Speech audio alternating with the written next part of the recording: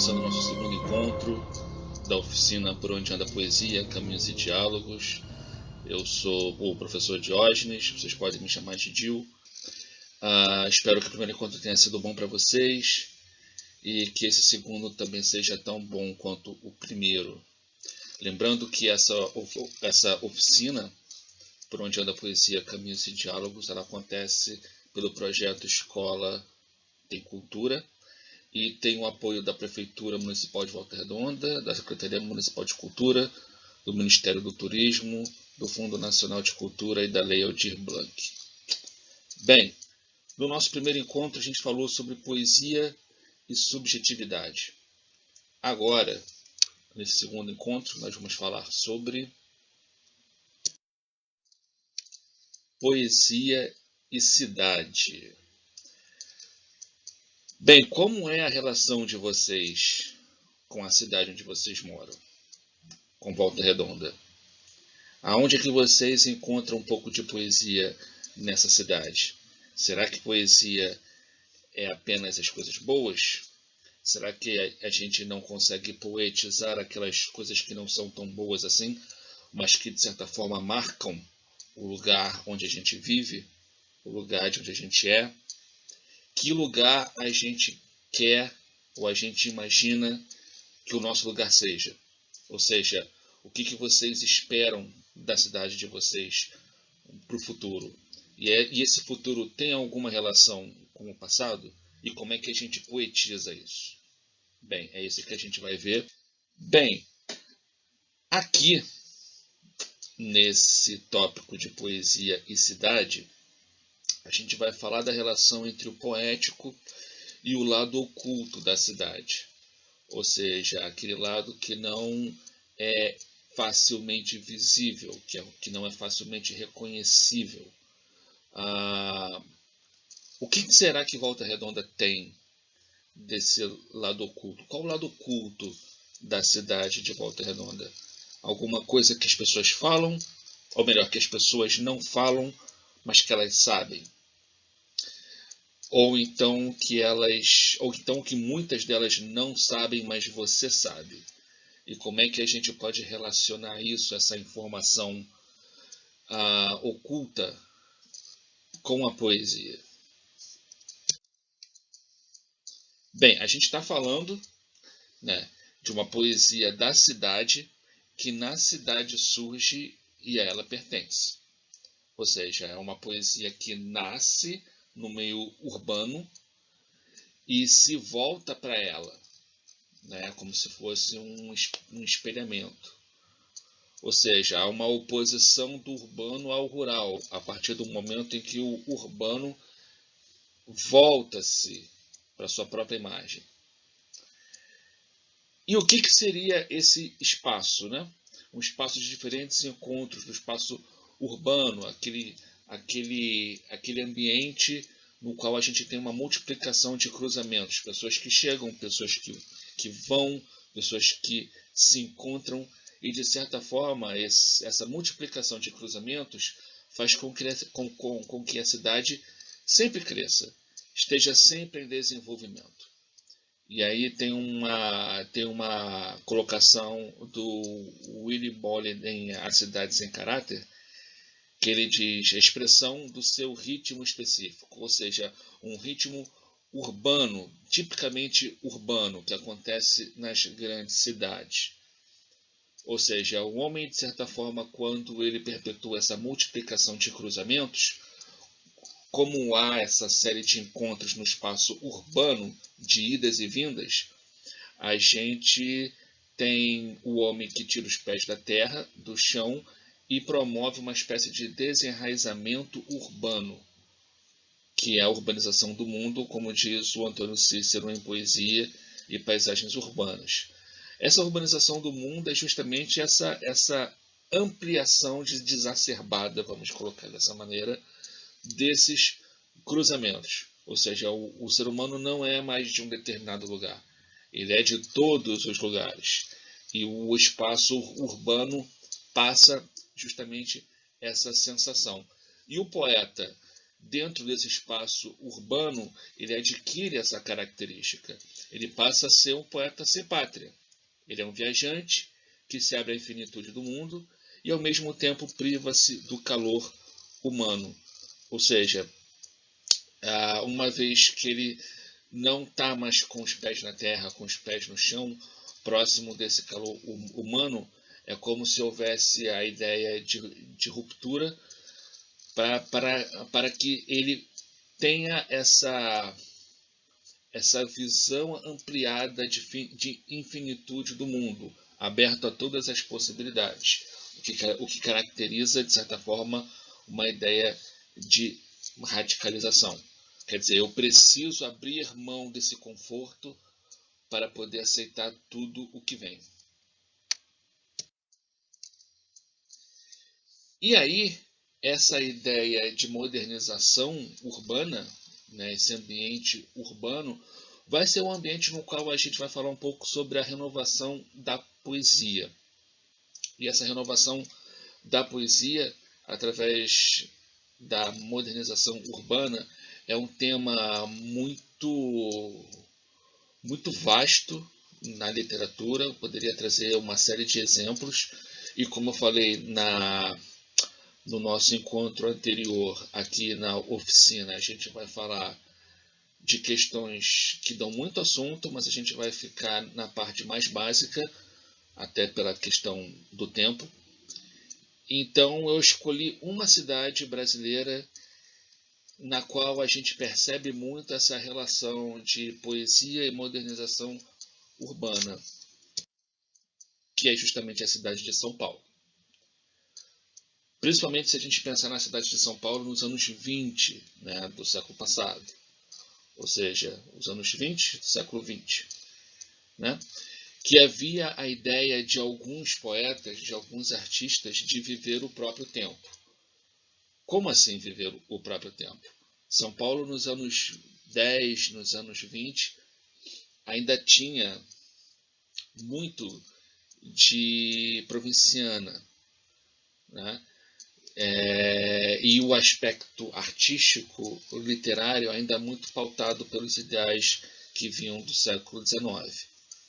Ou seja, alguns artistas daquela São Paulo dos anos 20 preferiam correr o risco, ou seja, preferiam negar o panorama de então, no caso da literatura, um viés mais parnasiano. Eles preferiam correr esse risco do que necessariamente serem mais um grupo que pudesse integrar e endossar esse panorama parnasiano da arte brasileira da época. Tanto é que o João Luiz Lafetá, em Figuração da Intimidade, Imagens na Poesia de Mário de Andrade, ele vai falar em determinado momento o seguinte: vontade consciente de fazer algo novo. E essa vontade consciente, esse termo consciente, ter consciência, saber o que está fazendo, tem um pouco a ver com o que a gente viu no nosso encontro anterior de poesia e subjetividade, o poeta como operador da língua. Né? Não era simplesmente algo vamos fazer de qualquer jeito, não. Havia todo um plano, uma vontade consciente, como diz o João Luiz Lafetá, para justamente correr esse risco, ou esses riscos. Né? Ou seja, esses artistas procuravam a atualização de velhos costumes. O que era o próprio tempo deles, eles entendiam que era preciso ter essa atualização, essa renovação pelo novo. Ou seja, ao lado do progresso que o novo século anuncia. Né? O começo do século XX traz uma série de novidades, mas esses artistas da São Paulo dos anos 20 não conseguiam, eles não viam, não enxergavam essa ideia de progresso nas artes. Fora das artes, já era possível ver o desenvolvimento do cinema, do automóvel, da eletricidade urbana, do arranha-céu, do viaduto, da avenida. A modernização urbana se fazia presente. Os grandes centros urbanos transformam a experiência e a percepção de seus habitantes. Exatamente o que vai acontecer com esse grupo de artistas da São Paulo dos anos 20. Quer dizer, eles vão perceber ao seu redor o ambiente urbano se modernizando. Ao mesmo tempo, isso não acontecia no campo das artes. Ou seja, a São Paulo dos anos 20 passava por uma redefinição de espaço, o que proporcionava um outro tipo de representação. Aquela São Paulo, então, deixa aos poucos o provincianismo para assumir a posição de metrópole. É claro que a gente está falando dos anos 20. Se a gente for comparar os anos 20 com o que é São Paulo hoje em dia, hoje em dia São Paulo é uma mega metrópole, para alguns até metrópole até demais, mas naquela época o aparecimento, né, de cinema, automóvel, avenida, a eletricidade, tudo isso passava uma concepção de progresso, de modernização, né? E esses artistas dessa São Paulo, que começava a se tornar metrópole, eles queriam expressar o universal pelo viés particular. Ou seja, essa ideia de progresso, de modernização, que já era presente nas grandes cidades urbanas do mundo e que começava a chegar a São Paulo, eles queriam expressar essa ideia universal não se baseando em Londres, que era um grande centro, ou em Paris, que era o grande centro, ou outra em qualquer cidade europeia. Mas eles queriam falar do Brasil, e mais precisamente de São Paulo.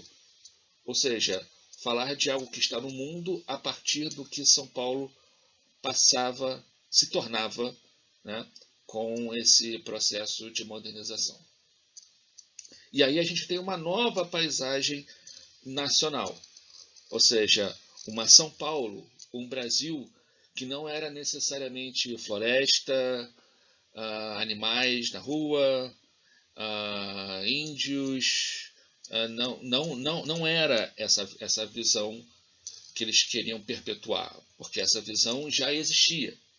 O que eles queriam era falar de uma ideia cosmopolita, de uma ideia de São Paulo parecida com Londres, parecida com Paris, parecida com os grandes centros urbanos, com seu processo de modernização em voga. Para isso era preciso arrojo, era preciso correr riscos, era preciso bater de frente com o panorama da época, com o cenário da época, e isso tudo vem justamente da ruptura modernista, algo que vocês já devem ter ouvido falar na escola, né, o movimento modernista dos anos 20, da Semana de Arte Moderna, né, isso é sempre falado, isso está sempre nos livros que circulam nas escolas. E um desses nomes, desses poetas, é o Mário de Andrade. É um dos grandes nomes do movimento modernista dos anos 20, da Semana de 22, né? E com esse livro, Paulicéia Desvairada, que é o marco, né? É a primeira obra modernista que vai justamente bater de frente com essa visão mais conservadora da arte, né? E aí o Lafetard vai dizer no mesmo livro dele, Figuração da Intimidade, que vai dizer que Paulicéia Desvairada é um estouro estético a afrontar o escândalo. E um estouro, é interessante pensar um estouro porque o livro é publicado um pouco depois da Semana de Arte Moderna, em 22. Alguns poemas já são apresentados na semana, mas tanto o livro quanto essa concepção modernista já vem. O livro, acho que menos, talvez 19, 20, mas essa ideia modernista já vinha da metade dos anos 10, ali do 1915, 16, 17, ali circulam as primeiras conversas, tem os primeiros encontros e o Mário de Andrade faz parte desses encontros. E Paulicéia Desvairada, um pouco depois começa a ser escrito e vai desembocar justamente nessa obra que tem o que a gente falou anteriormente, né? Tem um arrojo muito grande e ficou marcado como a grande obra, a primeira, né? A primeira grande obra do movimento modernista. Isso a gente está falando da São Paulo dos anos 20, né? Modernização, a cidade de São Paulo deixando de ser uma cidade provinciana para virar uma metrópole, né? A questão do progresso urbano, os artistas percebendo esse progresso na cidade, essa modernização e querendo a modernização no campo artístico também, né? Só que agora a gente vai falar de um outro viés em um outro momento. Por isso, paisagem em devaneio. Vai ser a paisagem vista por uma outra perspectiva. E aí a gente tem a mesma São Paulo, mas não é exatamente a mesma São Paulo. É a São Paulo dos anos 60. Ou seja, é uma cidade já metrópole, já urbanizada. Os traços de provincianismo já eram poucos, né? A gente já tem o progresso industrial. Mesmo nessa foto a gente pode perceber a quantidade de carros que já existe, né? Os olhos para o futuro como tendência, ou seja, a partir não, mas principalmente nos anos 60 tinha muito essa visão de olhar para frente, né? E esse olhar para frente era tomado justamente pela ideia de racionalidade nos processos de produção. Ou seja, tudo que fosse produzido, tudo que fosse feito, deveria passar pela razão, pelo traço de racionalidade, pelo controle. E esse controle estaria justamente impregnado em relação à subjetividade, à sensibilidade, à individualidade e o espírito. Ou seja, tudo aquilo que a gente viu sobre subjetividade no nosso primeiro encontro, nos anos 60, na São Paulo dos anos 60, isso é colocado como empecilho para o progresso. Para se ter progresso, era preciso controlar o ser humano, é preciso controlar a sua individualidade, sua sensibilidade, o seu espírito. Ou seja, toda a construção passa de um traço objetivo, estético e civilizatório. Civilizatório justamente no sentido de ter uma limitação. E aí eu trago um trecho do Samuel Crunchin em São Paulo 3060, 4 movimentos. E nesse trecho ele diz: nesse movimento de ascensão, explicitam-se as regras, as exigências, difícil falar essa palavra, exigências, as condutas que definem um perfil moral, ético e psicológico. Interessante a gente pensar que desse progresso que vai crescendo, né? E a partir dele, desse controle, né? Progresso igual a controle, surgem certas regras e certas condutas. E se você, ser humano, foge dessas regras e dessas condutas, você passa a ser mal visto. Então tem um determinado perfil moral, ético e psicológico. Mais uma vez, baseando-se nessa ideia de progresso e controle, né? Ou seja, a São Paulo dos anos 60 também, assim como nos anos 20, era uma São Paulo com artistas. Havia um grupo de artistas ali presente e que não aceitavam muito bem esse panorama. A São Paulo dos anos 60 tinha os seus artistas também que estavam do lado justamente da subjetividade, da sensibilidade, da individualidade, do espírito. Ou seja, eram contra essa ideia de controle, de progresso pelo controle. Por quê? Porque isso gerava justamente uma burguesia que era careta, que era pálida, que era repressora, que era tediosa e era vazia. porque simplesmente se focava na ideia do progresso como controle. Ou seja, em oposição a essa ideia, né, de restrição dos sentidos, a gente tinha o caos, a utopia, o delírio, a subversão de alguns poetas. Como diz o Barthes, a preparação do romance, o estranho, essa figura estranha que escolhe o caos, a utopia, o delírio e a subversão, esse estranho é cheio de atitude, pulsão e desejo.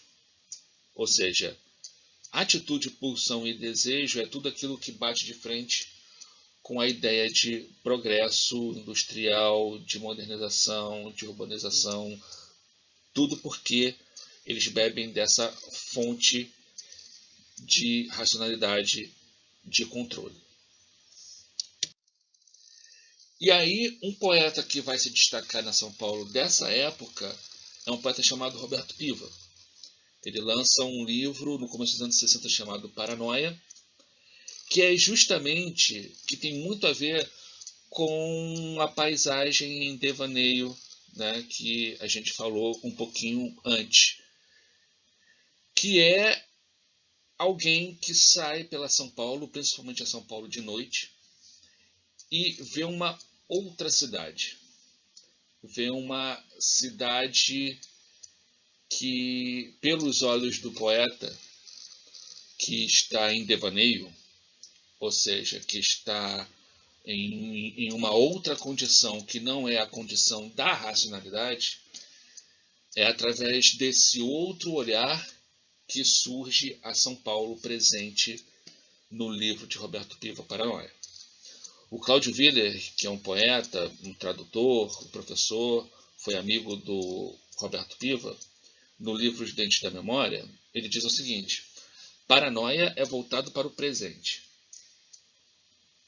Muito importante isso. Lembram quando a gente falou que a ideia do progresso nos anos 60 estava sempre voltado para o futuro? Sempre o futuro, sempre caminhar para frente. Primeira frase aqui, paranoia é voltado para o presente. É o agora, é aquele instante. Para a descrição, desocultação e desmistificação de um mundo circundante, em absoluta liberdade e plena fruição dos sentidos, de uma sociedade utópica regida por um modo de vida irrestritamente pagão, orgiástico e dionisíaco. Isso tudo aqui é muito interessante a gente pensar, porque se por um lado a gente tem essa ideia de progresso, modernização, controle, limitação, a gente tem, por outro lado, que é um lado que o Piva traz para a gente em seu livro, justamente a ideia dos desejos, da utopia, de uma vida irrestrita, do sexo sem pudor, dos encontros, das alucinações. Tudo isso justamente vai bater de frente com a visão da época e principalmente não só a visão de progresso no que diz respeito à cidade, mas a própria ideia de poesia, né? Não à toa, Paranoia é um livro que surge nos anos 60 e só vai ser levado a sério muitos anos depois. Mas na época ele foi completamente ignorado. Vamos para o nosso momento de leitura. Aqui o que a gente tem? A gente tem um poema do Mário de Andrade, lá de Paulicéia Desvairada, né? A gente vai fazer a leitura, depois vai fazer alguns comentários, mas seria interessante que vocês também aí pudessem fazer essa leitura. Vamos lá, paisagem número 1, Mário de Andrade. Minha Londres das neblinas finas, pleno verão, os 10.000 milhões de rosas paulistanas, a neve de perfumes no ar, faz frio, muito frio, e a ironia das pernas das costureirinhas, parecidas com bailarinas.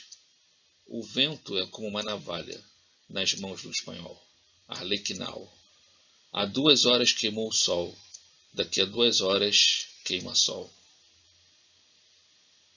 Passou um São Bobo cantando sob os plátanos, um tralalá, a guarda cívica, prisão.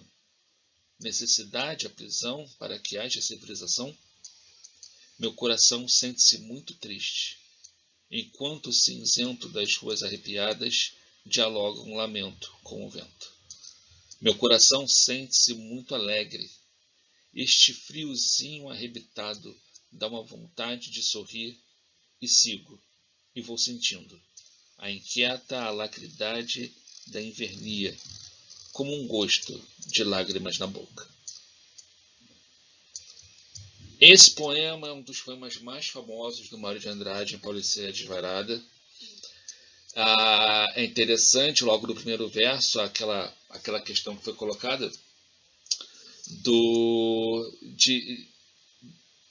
de enxergar São Paulo como um grande centro urbano, assim como Londres é, né? E a dualidade, né? Como se São Paulo pudesse haver os dois lados da mesma moeda.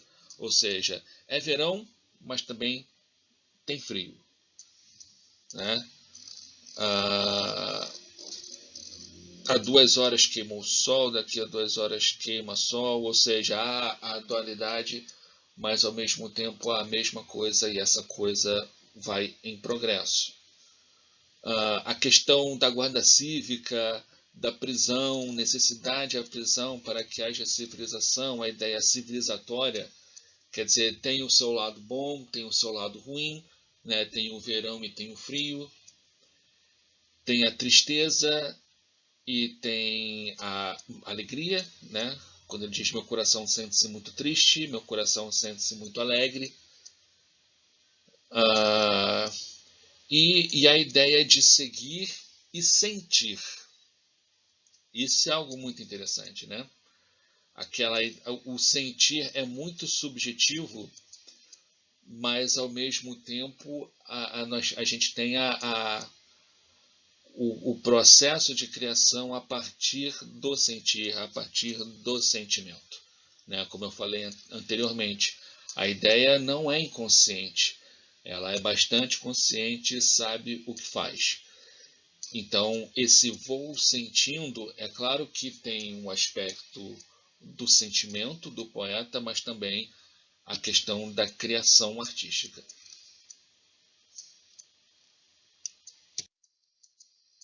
E aqui, eu espero que a letra não esteja pequena demais para vocês, mas de qualquer jeito eu vou ler.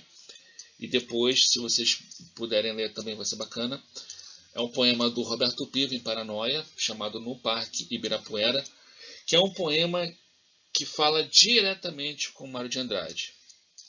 O poema diz assim: nos gramados regulares do Parque Ibirapuera, um anjo da solidão pousa indeciso sobre meus ombros. A noite traz a lua cheia e teus poemas, Mário de Andrade, regam minha imaginação. Para além do parque, teu retrato em meu quadro sorri. Para a banalidade dos móveis, teus versos rebentam na noite como um potente batuque, fermentado na rua Lopes Chaves. Por detrás de cada pedra, por detrás de cada homem, por detrás de cada sombra, o vento traz-me o teu rosto. Que novo pensamento, que sonho sai de tua fronte noturna? É noite, e tudo é noite. É noite nos paralamas dos carros, é noite nas pedras, é noite nos teus poemas, Mário. Onde anda agora a tua voz? Onde exercitas os músculos da tua alma agora? Aviões iluminados dividem a noite em 2 pedaços. Eu apalpo teu livro, onde as estrelas se refletem como numa lagoa. É impossível que não haja nenhum poema teu escondido e adormecido no fundo deste parque. Olho para os adolescentes que enchem o gramado de bicicletas e risos. Eu te imagino perguntando a eles: onde fica o pavilhão da Bahia? Qual é o preço do amendoim? É você, meu girassol? A noite é interminável e os barcos de aluguel fundem-se no olhar tranquilo dos peixes. Agora, Mário, enquanto os anjos adormecem, devo seguir contigo de mãos dadas noite adiante. Não só o desespero estrangula nossa impaciência, também nossos passos embebem as noites de calafrios. Não pares nunca, meu querido Capitão Loucura. Quero que a Pauliceia voe por cima das árvores, suspensa em teu ritmo. Algumas coisas aqui também bastante interessantes, como essa ideia da solidão, né? Um anjo da solidão pousa indeciso sobre os meus ombros. O anjo da solidão, a solidão do poeta, desse ser estranho, né? Que se considera estranho e se coloca como estranho, né? E o regular e o indeciso, né? Os gramados regulares do Parque Ibirapuera. Quer dizer, a cidade ela é regular, ela passa por esse processo de transformação, onde deixa tudo a mesmo, onde tudo é igual, tudo a mesma coisa, todos os comportamentos, todos os lugares. Mas esse anjo da solidão, quando ele vem, ele traz justamente a irregularidade presente nessa palavra indeciso. Ele não chega decidido, ele é indeciso e faz dessa indecisão o caminho a ser percorrido nesse poema, né? Vai falando sobre a banalidade dos móveis, né? A ideia de estar dentro de um determinado lugar, quando na verdade paranoia é o poeta que está na cidade, que está na rua, né? A ideia da noite também é uma ideia muito forte. Onde exercitas os músculos da tua alma. Isso é muito bom. Exercitas os músculos da tua alma. Ou seja, a alma, toda essa relação com a subjetividade, aqui ela tem músculos. Ou seja, músculos, o que a gente faz? A gente exercita, né? Justamente onde está escrito no verso anterior. Onde exercita, é o mesmo verso, na verdade, né? Onde exercitas os músculos da tua alma agora. Né? Ou seja, é algo que você precisa exercitar, é algo que você precisa fazer sempre. Se você não faz sempre, você perde o jeito.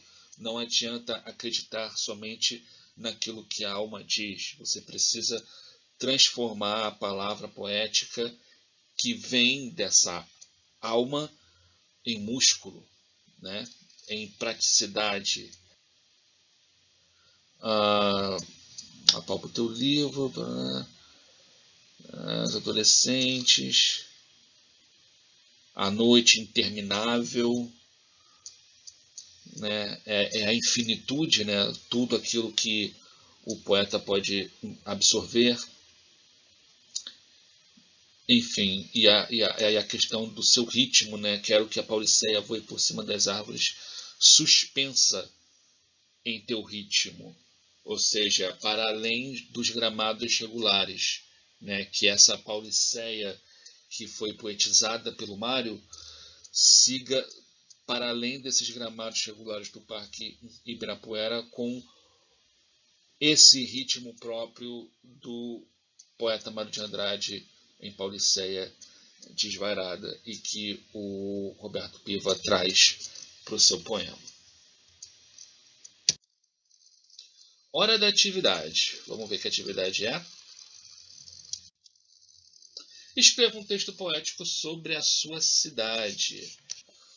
Bem, a gente viu a questão do lado culto e a questão da poesia, né? A gente falou basicamente sobre o que aconteceu com a cidade de São Paulo nos anos 20 e nos anos 60, né? Toda a modificação que aconteceu, não só na cidade, como no campo das artes também. E a gente lá no começo também falou sobre, na verdade eu levantei algumas questões sobre como vocês veem essa relação da poesia com a cidade, a relação própria de vocês com a cidade, o que vocês gostariam para a cidade de vocês, o que vocês não gostariam, o que vocês mudariam, qual é a volta redonda da imaginação de vocês, como essa volta redonda da imaginação de vocês ela se relaciona com a volta redonda que vocês encontram por aí. Tudo isso pode ser usado para escrever o seu texto poético. Pode ser uma prosa, pode ser um poema, não precisa ser nada muito grande, tá? Mas também nada de 2 linhas, né, gente? Mas pensem aí, escreva um texto poético sobre a sua cidade e vocês sabem, né? Podem enviar para esse e-mail oficinadepoesia_dio@gmail.com. Eu vou receber, vou ler, vou dar o feedback para vocês. E, claro, assim como eu falei no nosso outro encontro, isso é uma proposta, tá? Vocês podem fazer. Acho que seria bacana se vocês fizessem. E, é claro, vocês também podem falar sobre outras coisas relacionadas ao que a gente viu nesse tema poesia e cidade, alguma coisa que vocês queiram falar, algo que eu disse que vocês de repente não concordaram ou pensaram de uma outra maneira. Tudo isso vocês podem enviar para esse e-mail oficinadepoesia_dio@gmail.com e eu vou respondendo na medida do possível. Bem, espero que vocês tenham gostado, que tenha sido bacana e a gente se encontra para conversar sobre o próximo tema da oficina. É isso. Um abraço.